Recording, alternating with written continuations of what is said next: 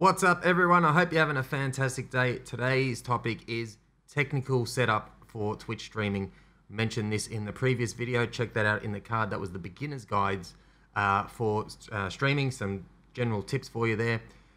Today we're going to talk about three specific topics. Firstly, setting up the visuals on your stream. We're talking about the resolution and the bitrate and the frame rate. Secondly, we're going to mention some items on audio and how you can tweak your audio to get yourself sounding as good as you can with the equipment that you have. And number four, we're going to talk about your webcam and getting some lighting and how you can make your webcam look as good as it can be. So let's jump into it. So the first topic we're going to talk about is setting up your OBS. And this also works with XSplit, but we'll just show it in OBS. The concepts will transfer. It's all about setting up your OBS to maximize your connection and get the best looking stream that you can for your settings. So first thing we need to figure out is what our maximum upload speed is, our internet connection upload speed. Most should have a general feel because of the network plan they are on, but let's test it and see what the real world numbers are. Firstly, we need to go to speedtest.net, and I'll leave a link for this in the description below. Click on the Go button and allow the test to operate. First it tests the download rate, and then once that's complete, it will test the upload rate. We are only interested in the upload rate for our streaming. As you can see, here I have 35 megabit per second upload. There it is. And that allows me to stream at any bitrate that Twitch will allow. The maximum that Twitch does allow at the moment is 6 megabit per second, and that is relatively high. We will talk about where to find the balance further on in this video, but for now, just get that number. Okay, so we have our number, and now we need to set up our stream. Here is a blank OBS canvas, and let's start. So first thing we need to do is hit on the settings, bring up the settings. We need to go to our stream section, put in our stream key that we get from Twitch. Not going to cover that. In our output, this is where we need to worry about that number. So there's a couple things here that we need to talk about. We need to understand the basic concepts here. I don't want to go into too much detail of these, but we need to understand the basic concepts, and then everything will click into place. So there's a few factors when you are streaming. There's the bitrate, there's the resolution, and then there's the frame rate. So let's cover these independently. The resolution is how big of a canvas you're playing with, how much screen real estate you have. I like to think of the resolution as a swimming pool. Just the pool, no water. The bigger the pool is the bigger the resolution. The bitrate, think of it as the hose that is trying to fill up the pool. It's the amount of water that hose can produce, that can feed the pool per second. The bigger the pool, the bigger the hose would need to be, and the bigger the amount of water coming out of that hose to fill that pool up every second. The last thing that is important is the frame rate. If we go down to video, we can see the frame rate here. Twitch generally runs on 2 frame rates, either 30 or 60. You can play in between there, but stick to those two. Frame rate, if we go back to the pool analogy, is how many times per second you need to fill that swimming pool up. So we've got our resolution, which sets our swimming pool size. We've got our bit rate, which is our hose trying to fill that pool up per second. And then the frame rate is how many times per second we need to fill it up. So as you can see, if you're filling the pool up 30 times a second with 30 frames per second, that's going to take a lot less water than if you are trying to fill it up 60 times per second. This is where the bitrate comes into play. So we need to balance the right resolution for the right bitrate and the right frame rate, and all of that needs to work with the type of game we are playing. This is very important. If you are playing a very fast-paced game, I play a lot of Warframe, and Warframe is a very fast-paced game, not necessarily the game mode, but the visuals. There's not much static on the screen. The more that changes on the screen, the more you need to re-encode. The way encoders work is if something is static, it doesn't take a lot of bitrate to redraw that. It sort of keeps it within memory. So if you are playing a game that has a lot of movement, you are going to need more of a bitrate.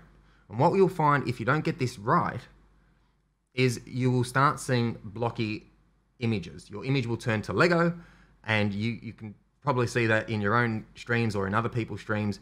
When there's a lot of action, it all breaks up, but when they're sitting in the menu, it looks brilliant. This is because they don't have the balance right.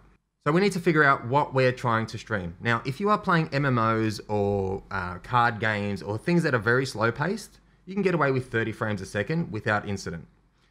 If you are streaming very fast paced games, if you can get it to 60 frames, it will look a lot smoother, but you need to make that trade-off. So let's say we've landed at 30 frames per second, which I think is a good starting point because everything can work at 30 frames. So let's start at 30 frames. We need to go into the video settings, set it to 30 frames. That is our default. Now we need to figure out our swimming pool size, our canvas. By default, it will set yourself to 920 by 1080, which is 1080p. That is the base canvas. That is the size of my screen. The output scaled is the actual resolution we will broadcast out to Twitch. This is what our viewers will see. This is the number that is important. There is a processing fee in downscaling. So if you have a 4K monitor and you are using a canvas of 4K and then you are downscaling that, OBS will need to do that downscaling internally before it sends it out. That takes additional CPU cycles. So let's say we are going to start at 720, which I think is a good starting point for most people, assuming you have your connection okay. Then we need to go back up to output. Firstly, click on advanced. Here you get a few options. Firstly, we've got CPU encoder, which is X264. This is going to use your CPU to do the encoding or convert the raw image into data to send off to Twitch. Depending on your CPU, this may strain your CPU and you won't be able to do it. There is another option. It's called the NVENC encoder, and this uses your graphics card to do it. But if you have a weak CPU, let your GPU take the workload. Generally, GPUs are a lot more powerful at this than CPUs, even though the encoder isn't as crisp as the CPU encoder. It takes a little bit more bitrate to make the image look as good as the CPU encoder. If you are smashing your CPU, you're better off switching to the GPU and at least getting a consistent stream out. So once we've decided on which way we go, we then need to worry about our bitrate. Now the bitrate, it goes back to our network connection. If you are running a stream at 720, then 3.5 megabit would be the lowest you would want to go. Anything lower and you don't have enough of that water coming through the hose to fill up the stream. 3.5 would have to be the lowest. Now there is a trade-off here. If you have a very high bitrate, this is also what people on the other end need to be able to download per second to watch your stream.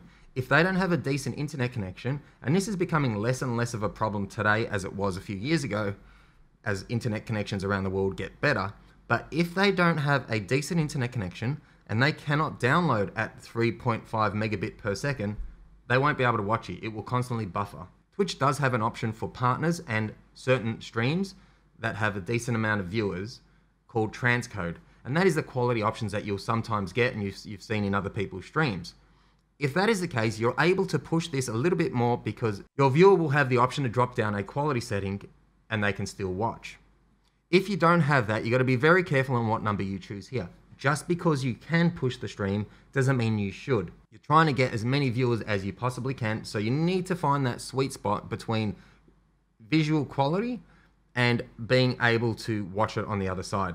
3500 kilobit is the lowest setting that I recommend for 720. You have quite a large swimming pool and you are trying to fill it up. If you are running less than 3500, you just won't have enough water. People will dive in and break their neck. We don't want that. So if you can push it a little bit more, the highest I recommend without transcoding is 4.5. 4,500 if you do not have the quality settings pre-built. If you do have the quality settings ready to go, you can go up to 6 megabit, which is 6,000 kilobit. If you have a high-end CPU, you can switch the encoder to X264 and see how that goes. The idea down here with CPU usage, if you can get it too fast and it is okay and it is stable, then your stream will look even better still. This puts a lot of pressure on your CPU. So if you are playing a CPU intensive game, you may find that it starts dipping. If you are not, or the game is optimized for GPU activity, you can do quite well and let your CPU really push out and start maximizing. Just be aware that your CPU isn't only doing the stream. It is working on the game. It is running your alerts. It could be running Discord. It can be doing the music in the background. All of these things, your CPU still needs the overhead to work. When talking about the bitrate, we need to remember that our upload speed is the maximum we can push per second. Absolute maximum. Don't forget, again, we need overheads. We need to have enough headroom for the game to communicate. If we have Discord open, we need that headroom. Anything that's going on in the background of your computer needs that internet connection. If you saturate your connection by uploading at a certain amount, and then anything tries to push it a little bit more, that stream will dip and you will start getting dropped frames. So you want to avoid drop frames at all costs. Let's say you have an upload speed of 5 megabit per second. That's 5,000 kilobits. If you set your stream at 4,500 kilobits, that only leaves you 500 kilobits, which isn't much at all for any background activity, including the game. It may actually impact your game and cause lag if you are playing online. I would always recommend to reserve 1 megabit or 1,000 kilobytes for background activity, and that is cutting it fine. So if you have 5,000, the maximum you would ever push your stream connection is 4,000 kilobits. When I started streaming, I only had a 1 megabit upload connection, so it can be done.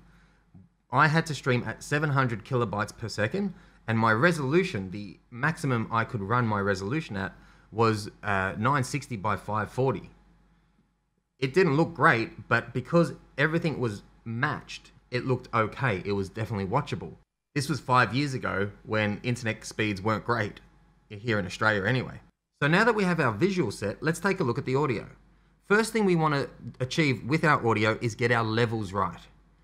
Here you can see my voice with the microphone, and you can see the bar moving into the red.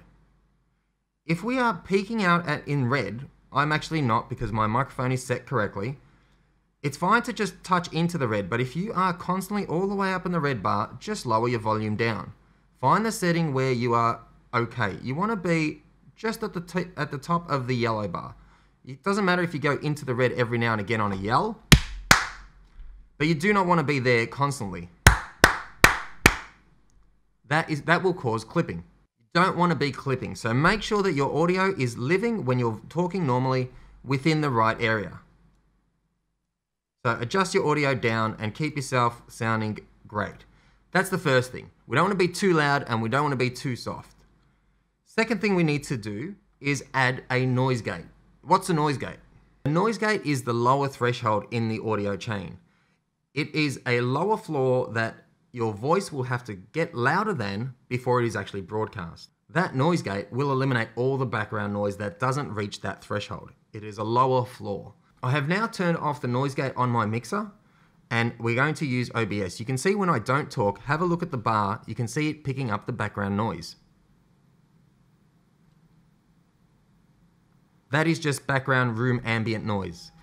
If you don't have a decent mic, it will pick up even more. If your mic is a desktop mic or a headset mic, it will pick up your breathing. It will pick up all sorts of background noise, including your keyboard clicks. So we can add the OBS noise gate. We can do that by going to the settings of OBS audio on the microphone, clicking the gear wheel, going to filters, hitting the plus button, and adding a noise gate. Doesn't matter what you name it. And now you will see, this is the default setting, now you will see when I stop talking, the background noise is gone. So you can do a fine adjustment on this to get the right levels for your environment. The open threshold is the level of volume it needs to open the gate and allow your audio to be broadcast. So you can find the sweet spot here. The further to the right you go is the louder it needs to be. So you can test this out by using your keyboard, by touching your keys gently. Obviously, if you slam your keys, it will always come through. And finding where it doesn't work. Now I've gone too far, and I need to yell into the microphone for it to actually work. So that's too far. Now we scale it back until we can get it there at a whisper. So when we are whispering, when we're talking softly, it is fine about there. Any background noise, if we talk really softly, you can see it's not quite picking up. That's about right there at -19 for me. You'll need to do this exercise on your side And the close threshold is the opposite. It's when it shuts down. So at what point will it say, okay, now I need to turn off? Don't worry too much about the release attack and hold time. You can leave those there by default. Okay, so now we have a noise gate. Now this should stop the lower end of the clutter, the clicking on the keyboards, the background noise if you have a fan on or something like that. This should get rid of it. Remember, when you are talking, you've opened that noise gate, the background noise will still come through, but your voice should be louder than that noise. There's one more thing we need to add, and that is a compressor. We've done the lower end of the audio spectrum. Now we need to do the upper end. Same thing, click on the gear wheel, go to filters, add a compressor. Now a compressor will stop the peaks. When we yell, when we scream in a game, it will grab whatever passes a certain threshold will be compressed back down to that line. So you don't want to deafen people. So when you yell, that'll be past that red line, you'll bring it back to be in line. You'll have to play around with the settings, but the threshold here is the one you're interested in. Make sure you're not clipping yourself too hard, and that should be okay. Those two settings on the microphone should make it sound a hell of a lot better.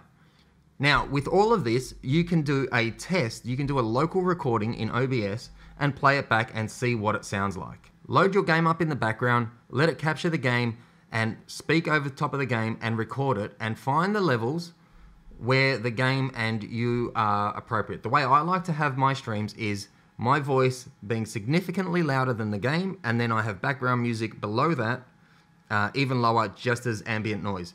I don't want to have the music right up here next to me, and I don't want the game to be overpowering me either. And I prefer to have the game over the music. I don't like it when I see streams where people have their voice and then a whole bunch of music and then I can't hear the game at all. I'm really there to watch the game and the person. I don't really care about the music. That's just background noise. If I want to listen to the radio, I'll turn the radio on. So get your levels right and find what works for you. Make sure you have clear delineation of your different audio sources. Also, if you are introducing Discord, make sure that those levels are lower than you. You should be the prominent voice always. Make sure you don't have your Discord friends louder than you. That drives people insane. Don't do that. So the last thing I want to talk about is your webcam. I'm going to, currently I'm using here a Sony a7 III mirrorless camera. That is quite high end, so we're just going to ignore that. I've plugged in my Logitech C920, which I think is one of the most common webcams that are being used on Twitch. And we're going to set it up and tweak some of the settings to get the picture looking as nice as we can. So let's go ahead and do that. First thing we do is click on our sources, add a video capture source, okay, select our webcam, and make sure our resolution, go to custom, and make sure it is set to the appropriate setting. We're using a 1080 camera, so now we're at 1080. Okay, the rest is okay, frame rate looks okay. One thing we want to do now is click on configure video, and we want to get to our settings. Now, one of the major things that I see on a lot of streams, and in fact even partnered streams and things like that, is people having autofocus on their webcams. On a camera like this, you could have autofocus because it is, it is a lot more precise. Autofocus on these webcams is absolutely awful, especially with their range. Now have a look at this versus, have a look at the main camera versus my Sony camera and watch as I move out of focus range. So even if I turn focus off, okay, keep an eye on the big screen and look at me. So you can see immediately in the lower corner, in the Sony camera, I'm out of focus. On the Logitech camera, I'm still in focus. So it doesn't matter how far you move, the focus isn't really an issue. However, if you have autofocus and you start doing things like this, you'll see it starts blurring out and it tries to keep up and it generally can't. And there's no real need for it because we're in focus anyway. So depending on what's happening and what you're doing, just turn off autofocus on your webcam. It really is not required at all. Make sure you are down the far left here. Okay, just make sure you're down here in the far left and the, yeah, like I say, autofocus just not required. Turn that off. Then we go over to advanced settings. You want to disable this right light, just get rid of it. Get rid of auto gain, even get rid of auto white balance. So we'll tweak all these ourselves. Now, unfortunately, this software isn't fantastic at saving your settings. You will have to sort of remember where you land with these, and you might have to check them every other day because it will, for some reason, it won't save. So first thing you want to do is just bump up the exposure just a touch. Just a touch, brighten it up a little bit. Get our gain up, not too much about there. And here, play around and try and find something that fits, that looks as natural as possible. One thing you want to do is work on your white balance. Get your white balance as good as you can. The auto is absolutely a schmozzle. So get your white balance as near enough as you can. Generally, if you're looking like that, it's way too, I'm not looking natural. It's, you know, it looks more yellow. And if you go the other way, it looks blue. So you want to get it where it looks normal. Now, I'm running colored lights in the background, and that does throw this off. So having it on manual does lock it in as opposed to auto, which we'll try, especially if I have the light set to cycle. It will constantly be trying to keep up, and it just can't. Color intensity, always give yourself a smidge more. Just give it a little bit to make colors pop. And you see already we're looking way better than the default. If we restore default, you'll have a look at what it was. Right, washed out. And we change all that off again, and we give ourselves a little bit more there. Smidgen the contrast, color intensity up, and our white balance about there, somewhere there. And that's going to look much better than default. Another thing you can do, if you save that out and hit OK on this, you can come down to the video capture device and go into filters, and you can add an effect. A color correction effect. Now, under color correction, you can also play around here and try and tweak some of the settings. You can give yourself a little bit more saturation. You can adjust the gamma, bring that down, a bit on the contrast, too much. Okay, so you've got a few levers to pull here, and you can make your camera look a lot better than the default. Probably a little bit too much there on the saturation because we already touched it up on the camera software.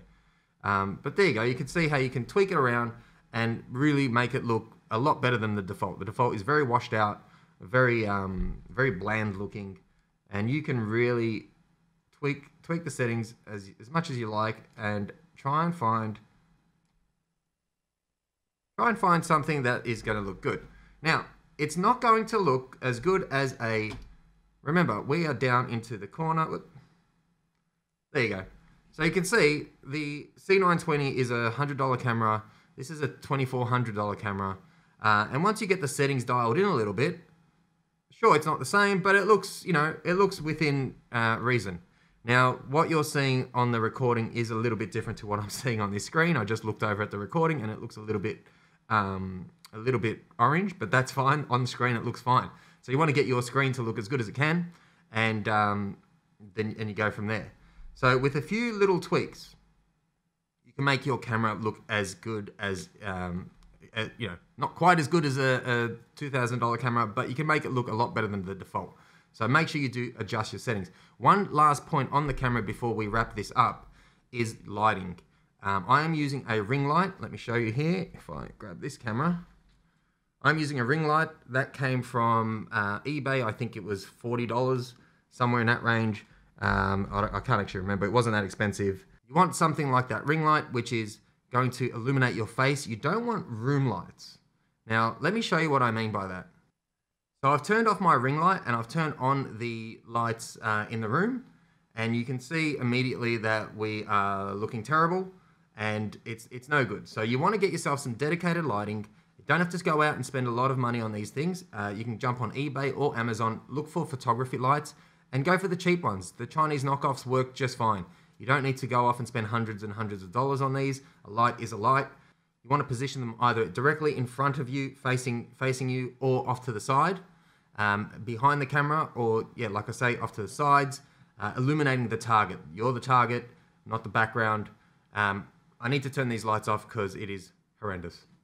Thanks so much for watching. If you learnt anything at all, make sure you hit that like and subscribe button. If you have any further questions or you need some clarification on any of the points we covered, leave a comment below. I will answer as many as I can, and I will see you all on the next video. Until then, friends, take it easy. Have a great day. Bye for now.